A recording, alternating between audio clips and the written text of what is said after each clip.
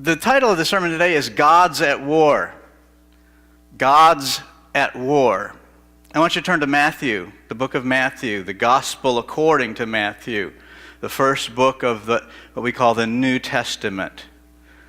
It should not be too very hard. Find Malachi and then go one more. No, you're not going to find Malachi before Matthew, are you? Matthew chapter 6. We're going to read verses 19 through 24. And then we're going to set the stage, give you some background, and take off from there. Matthew 6, 19. Do not store up for yourselves treasures on earth, where moth and rust destroy, and where thieves break in and steal, but store up for yourselves treasures in heaven, where neither moth nor rust destroys, and where thieves do not break in or steal. For where your treasure is, there your heart will be also. The eye is the lamp of the body. So then, if your eye is clear, your whole body will be full of light. But if your eye is bad or evil, your whole body will be full of darkness. If then the light that is in you is darkness, how great is the darkness? No one can serve two masters. For either he will hate the one and love the other, or he will be devoted to one and despise the other. You cannot serve God and wealth, or mammon, it might be in your translation. Last week I told you about an event in the dormitory in 9th floor of the John Kennedy dormitory in Rennes, France. And I read Romans 10, 14, and 15, and it changed my life. It caused me to make a decision that changed the course of my life. As I looked out over 500,000 people in the city of Rennes, and I read, how shall they hear without a preacher? God powerfully used that word to challenge me to be the preacher so they could hear. And therefore, I spent 15 years of my life ministering in the land of France so that those who could not hear might have a chance to hear. Another dormitory, another time, 4 years earlier, 1970, Hamlin Hall, Oakland University, 8th floor this time. I don't know why they always put me up on the top floors, but I was on the 8th floor of Hamlin Hall, Oakland University.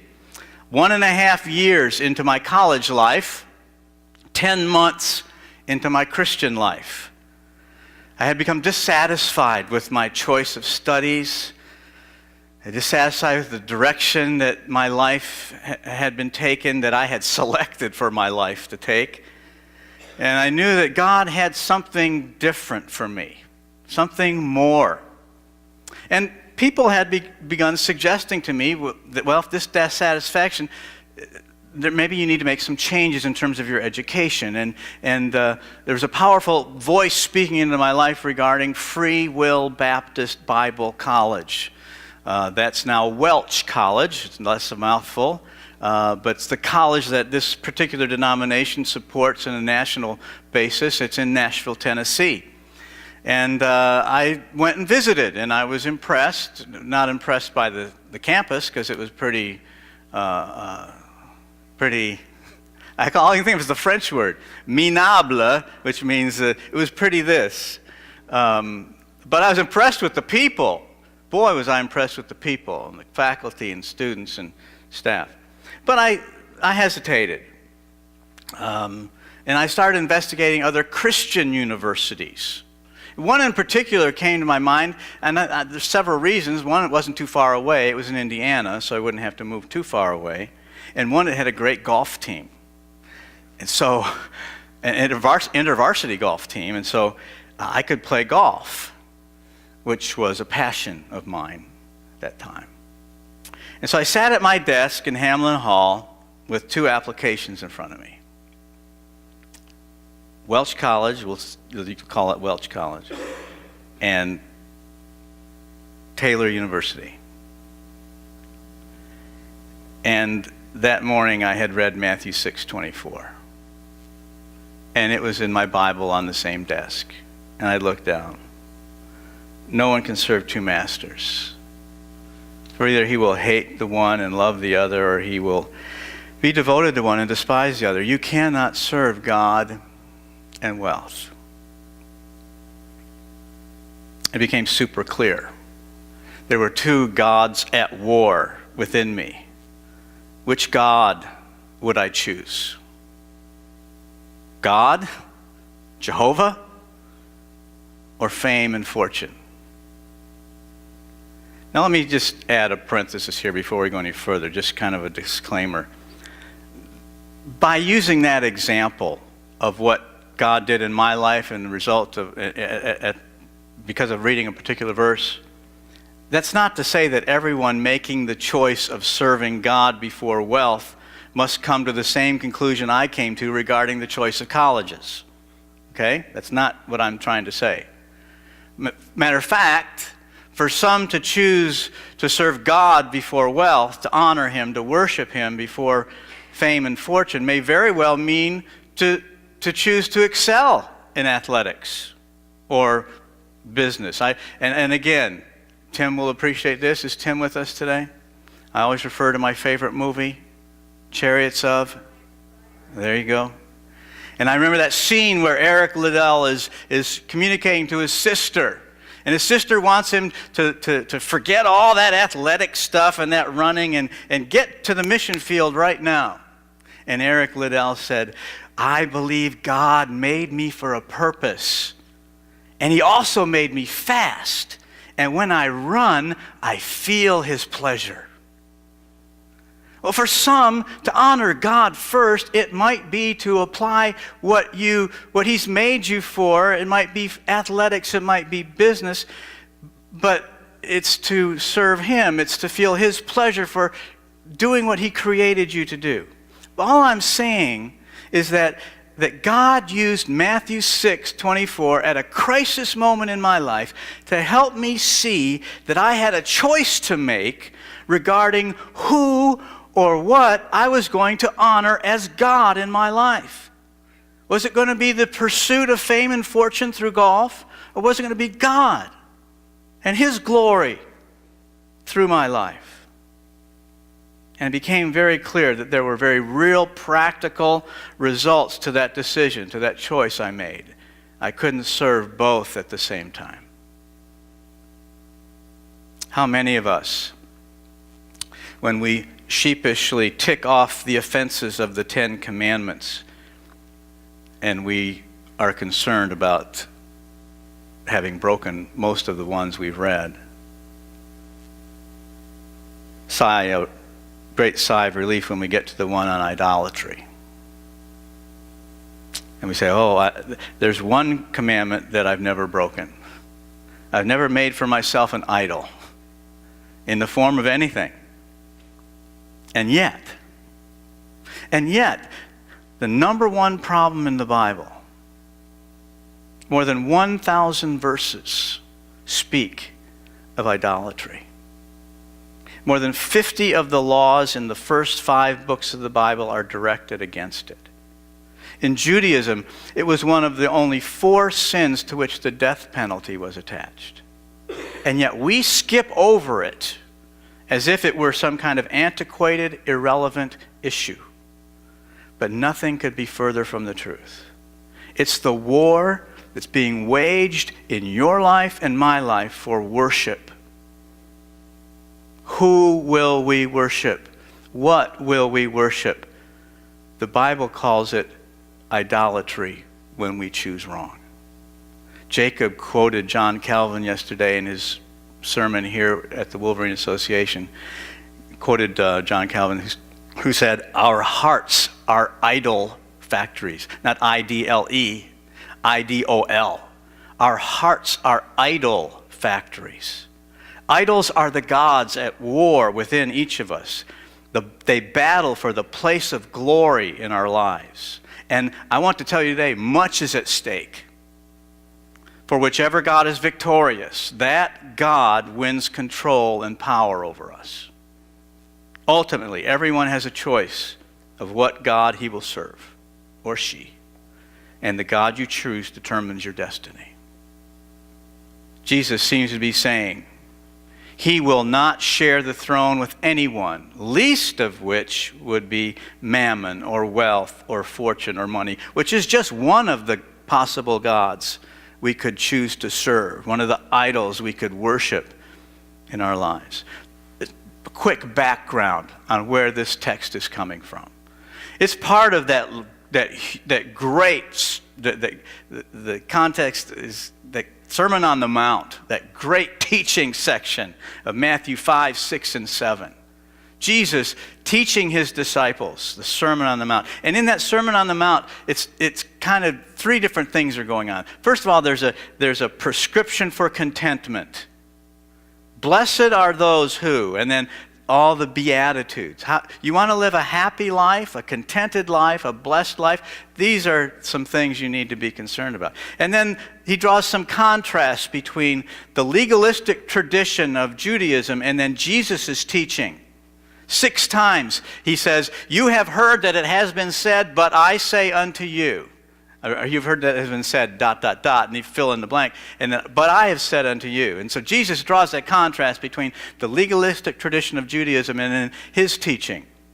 And then the third part of the Sermon on the Mount is just some ethical admonitions, and some ethical instructions. And the text that we read today is part of that group.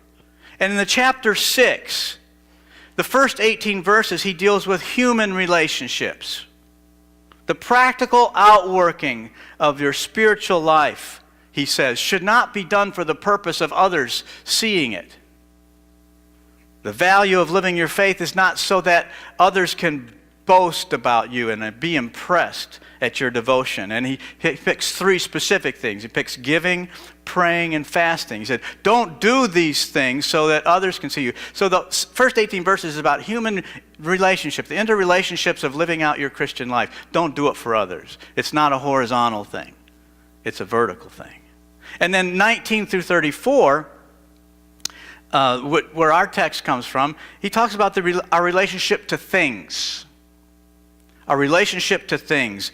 And one of the possible idols that we can live for, and that's possessions, material wealth. And it shouldn't be our idol. It's remarkable also in this context the noticeable absence of rules. Jesus doesn't give rules, but the application of principles. And so in this first part of 19 through 34, 19 through 25, he answers the question why. Why should material wealth, possessions, not be our idol? Why should we choose God rather than material possessions to worship, to focus our life upon, to make the focal point of who we are? There's 4 things I see. The notes are on the back of your bulletin, worship guide, if you're interested. If not, just listen along really fast. The first thing he says is, because earthly treasure doesn't last. Why should I not make earthly treasure, wealth, possessions my idol? Because it doesn't last. It's going to rust. It's going to be eaten away. He says, lay not up for yourselves treasures on earth, but lay up for yourself treasures in heaven. That word lay up is to set aside. Put away into storage. Stash away as security. That's what he's saying when he says lay up. So don't stash away for security things on earth. Don't put away into storage and set aside for another day those things on earth. The earthly stuff. Now he's not excluding the use of stuff in this world. This is not a call to asceticism, to living as a monk or a hermit. What Jesus is saying is what Paul told Timothy. And he gave his advice to those who had stuff.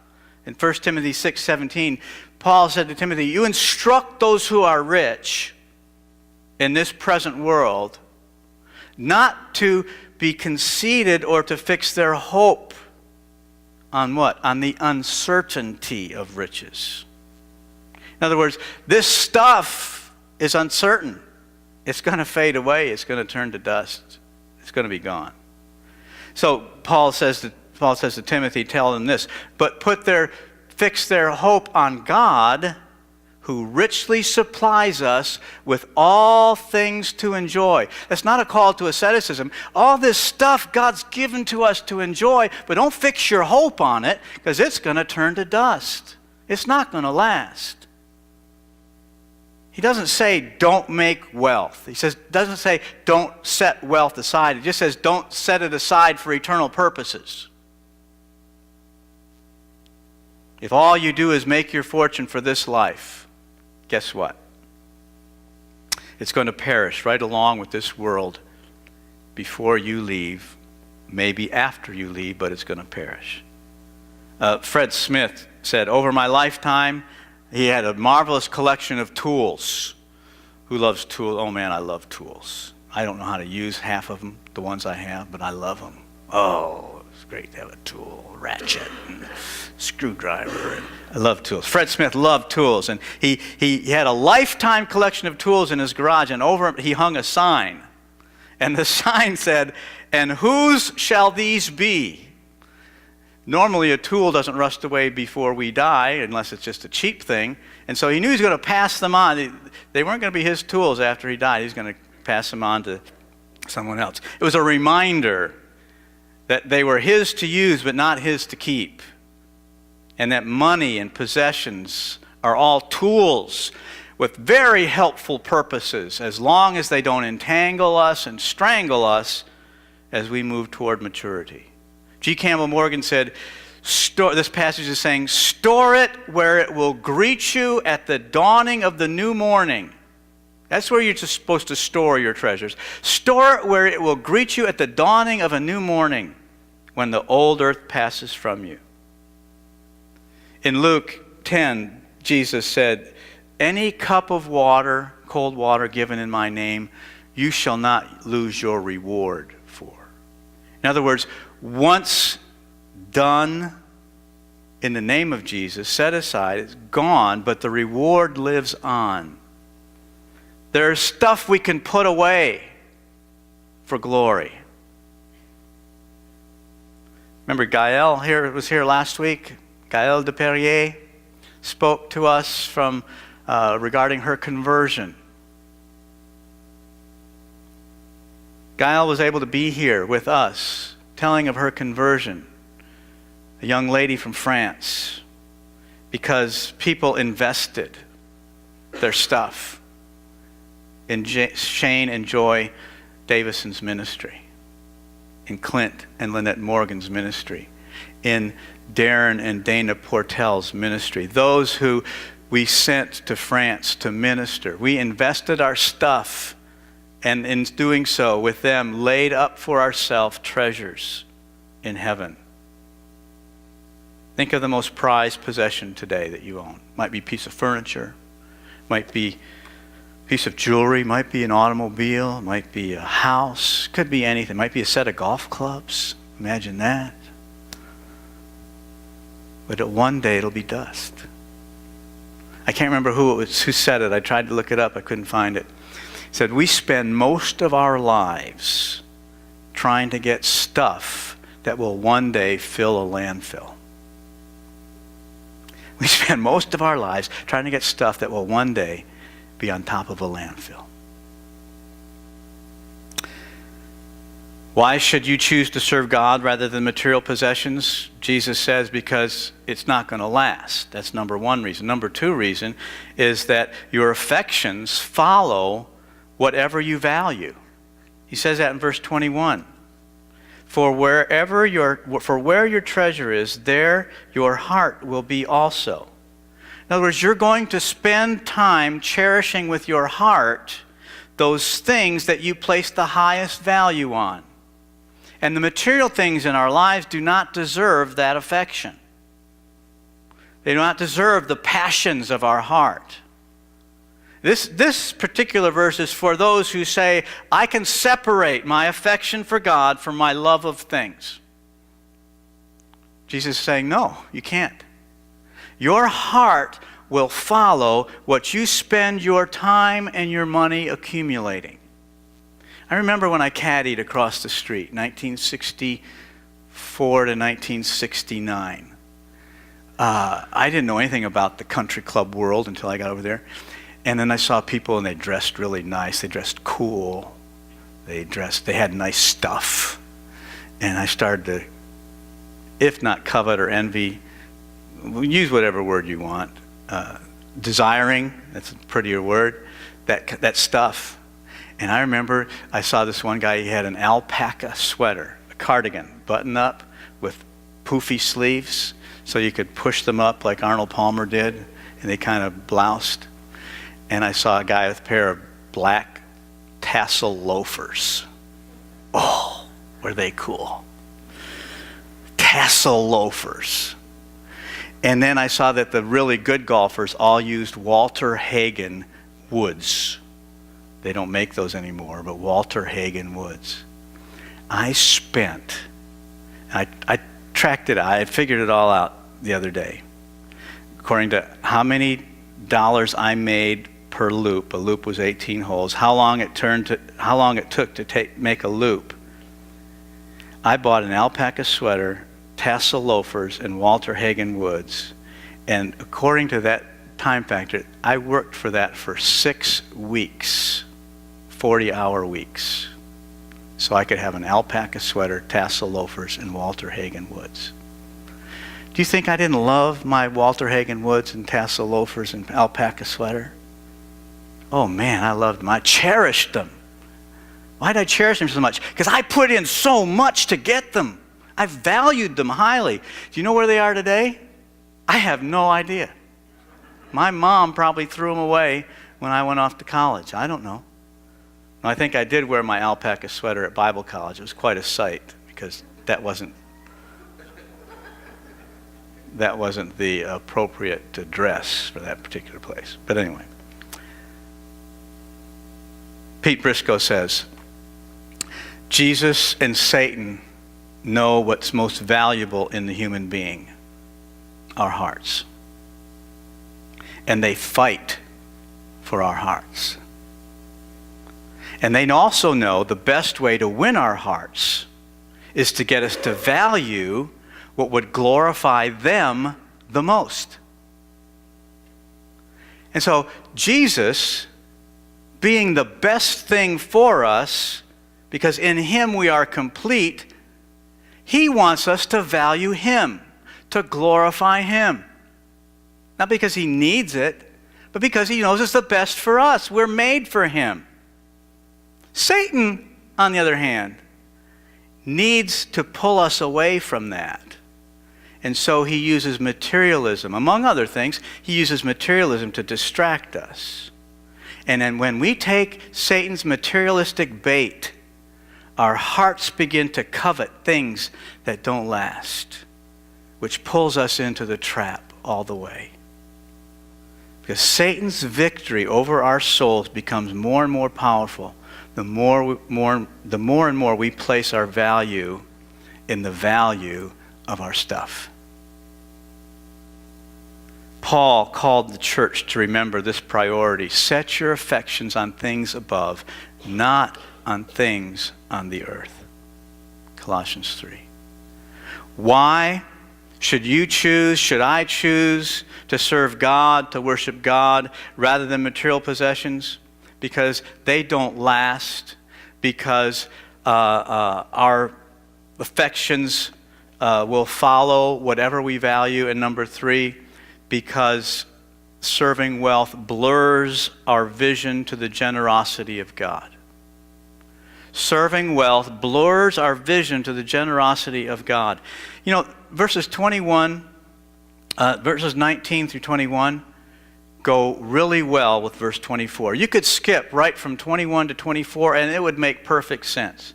For where your treasure is, there your heart will be also. No one can serve two masters. They go really well together. And I thought, every time I read this passage, I say, what in the world is this about an eye and a lamp and good eyes and evil eyes? Well, my understanding of this was helped this week as I studied by John Piper, who commented on this particular passage. He said, the key to understanding Matthew 6, verses 22 and 23, is understanding Matthew 20, verse 15. So hold your place in Matthew 6 and turn several chapters later to Matthew 20, verse 15.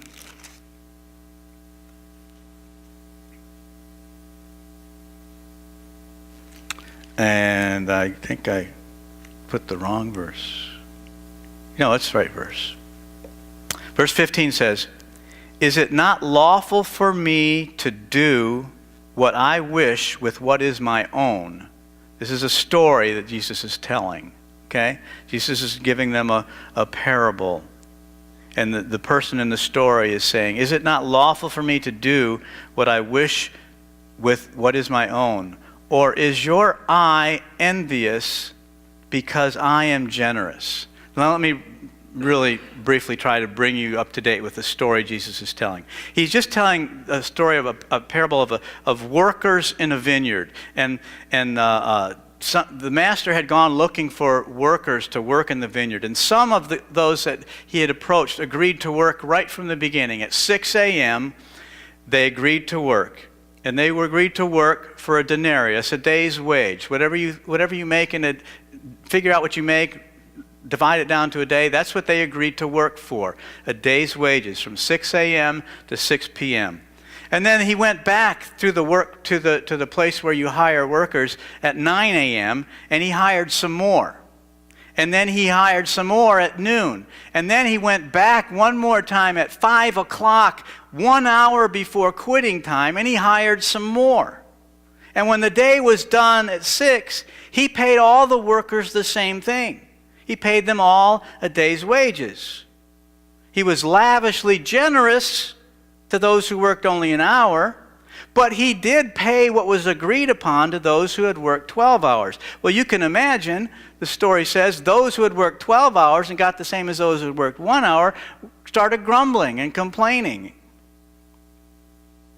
They were angry because those who had worked so little were paid so much. And then the master used a phrase about a bad eye, having a bad eye, which is exactly the phrase that's used in Matthew chapter 6. And he says, "Is it not lawful to do as I wish with what I own? Or is your eye envious because of my generosity?" The exact translation is, "Do you have a bad eye because I'm so generous?"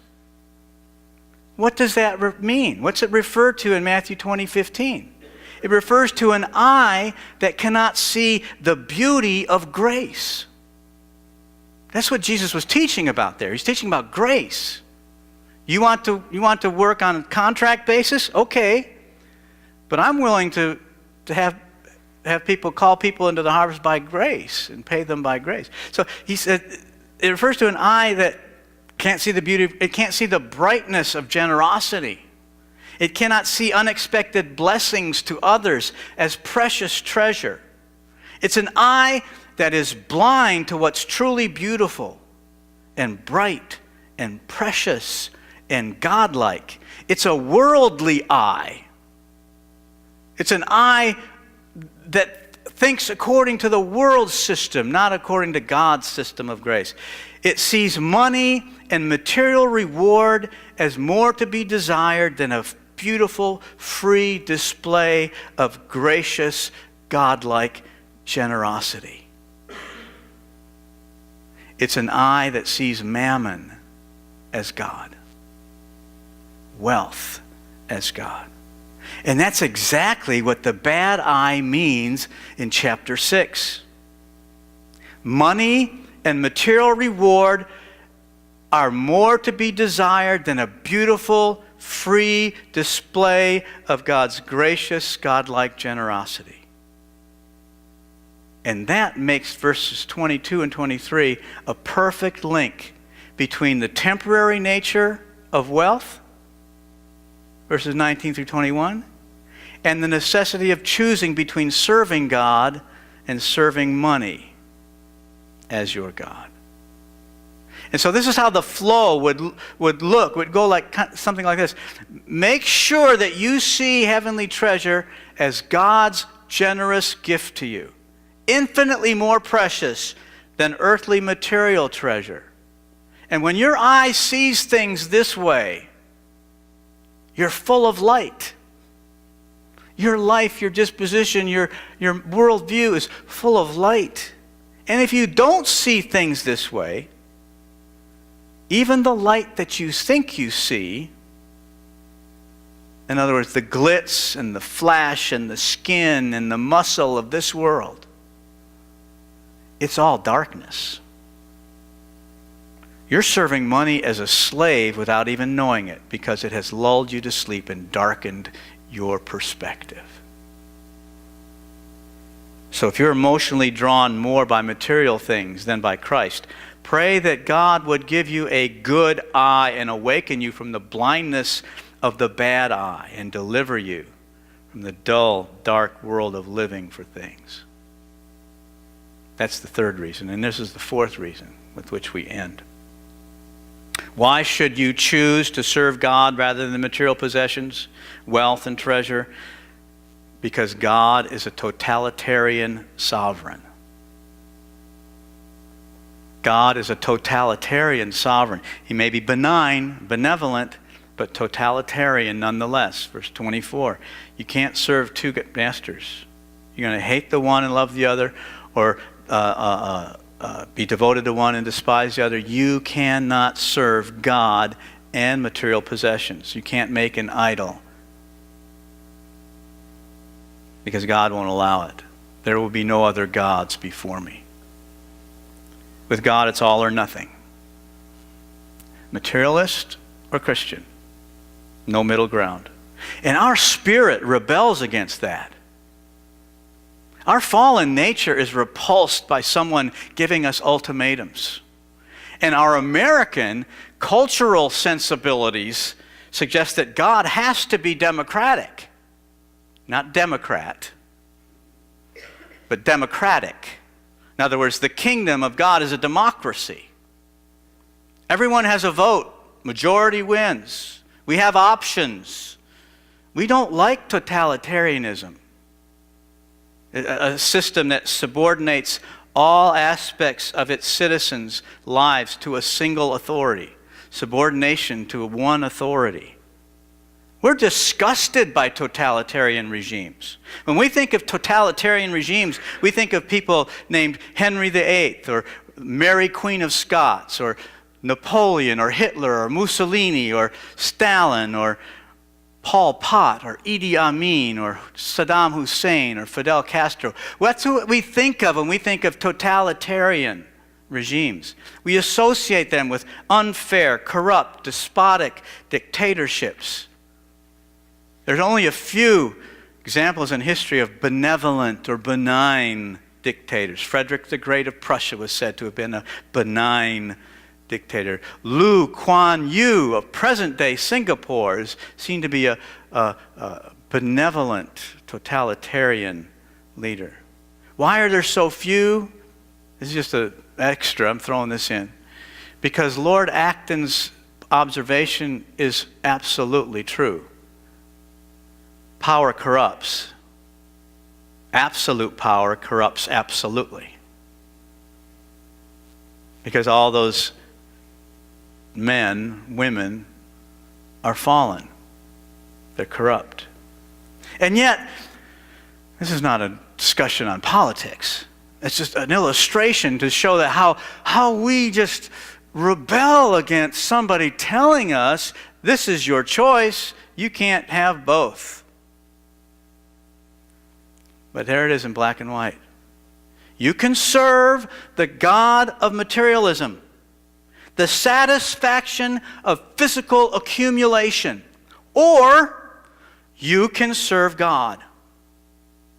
And serving God, you might not get all that stuff. You might. God might just shower you with those blessings, but you might not. And you have a choice. And the choice is not both. And gods are at war. And we must choose. For whichever one we choose to love, to devote ourselves to, you despise and you hate the other. Ultimately. Bob Dylan, the great American theologian, said, you may be an ambassador to England or France. You may like to gamble. You may like to dance. You may be the heavyweight champion of the world. You may be a socialite with a long string of pearls. But you're going to have to serve somebody. Yes, indeed. You're going to have to serve somebody. I wish I could do his voice. You can hear it in your head, can't you? You're going to have to serve somebody. Listen to the last two lines. Well, it may be the devil or it may be the Lord, but you're going to have to serve somebody. Not somebody's. Somebody. Why in the world would we choose to serve a God who permits no other devotion? Because he is benevolent. He's good. In a million ways, he's good. It's the only way he can be because of his very nature. Oh, give thanks to the Lord, for he is good. His loving kindness is everlasting. How great is your goodness, O Lord, which you've stored up for those who fear you, which you bestow in the sight of men on those who take refuge in you. Why should we choose a totalitarian sovereign? Because he's good, but because we were created for him, and no other devotion completes our soul. No other devotion fulfills the reason for which we were created. No other devotion satisfies deeply within. The other God, the God of wealth, possessions, and materialism, it turns to dust. It makes your heart follow lesser values. It blurs your vision to the generosity of God, and it will not be tolerated by the sovereign Lord who demands complete devotion. Jesus didn't write it this way, but homileticians look at what we just read in 19 through 24, and they say this. There's two treasures, one for yourself or one for eternity. In this passage, there's two eyes. There's a bad one that lets only the darkness into your soul, or there's a good one, like a mega million watt light bulb revealing the goodness of God. Two treasures, two eyes, and there's two masters. Satan, the enemy of your soul who desires nothing less than your eternal death in hell. And Jesus of Nazareth, who paid the penalty for your sin on the cross with his very own life. Never has there been a clearer choice to make. In Joshua 24, Joshua's an old man. He's been the leader of Israel for decades, and before he dies, he gathers the people of Israel around him for one last challenge. And in that message, he makes it very clear that every one of them is a worshiper. And if they aren't worshiping the Lord God, Jehovah God, then they are by default worshiping some kind of substitute for God. And then he identifies the gods that were at war for their worship.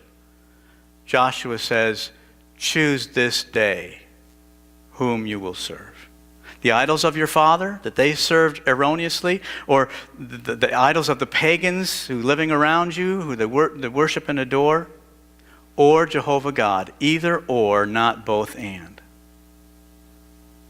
And just like I sat in that dorm room, 8th floor, Hamlin Hall, 1970, we all sit before the same choice today. Jesus died in your place, and it should be so simple. But the enemy is alive and well and clamors for your soul and tempts it.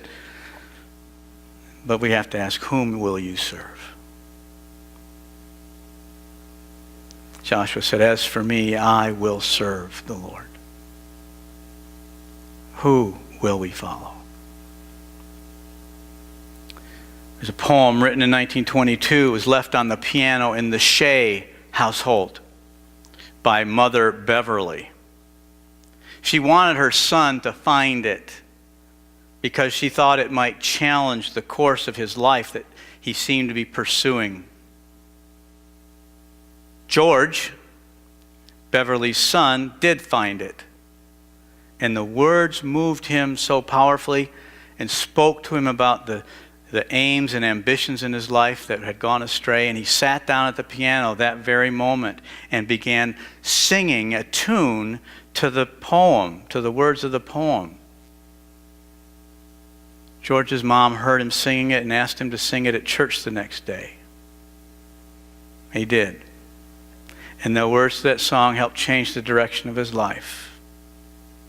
He was offered a popular music contract with NBC, the television station, that he took. But a few years later, he chose instead to become associated with a young preacher by the name of Billy Graham. And he sang the hymn that changed his life all over the world. I'd rather have Jesus than silver or gold. I'd rather be his than have riches untold.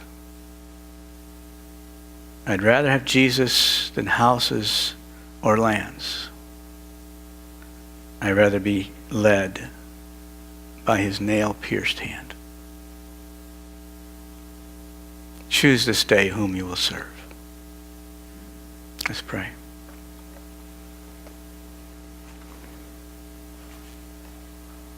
In the quietness, Father, of this moment, choices are being made.